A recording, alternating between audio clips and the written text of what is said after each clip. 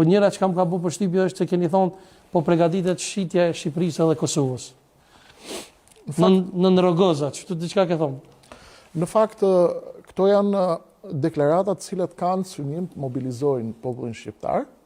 Jemi një popull i vogël, jemi një popull historikisht i komplotuar. Nuk e kemi largët kujtesën kur ne na ndan bashkë, kur vendosën kufi, kur unë nuk duhet vija në shtetin e Kosovës, unë duhet vija në krahinën e Kosovës.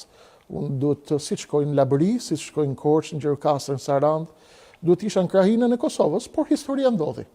Dhe historia nuk më shiron.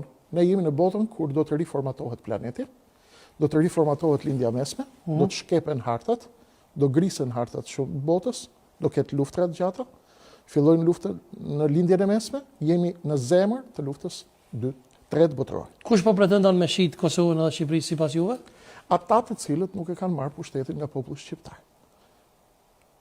Politikanët e Shqipërisë dhe përgjithsisht establishmenti mediatik, kulturor, që formson proceset e të menduarit dhe proceset e mendimit politik të shqiptarët, në tërësinë e tyre janë elitat paprodhuara nga Shqipëria.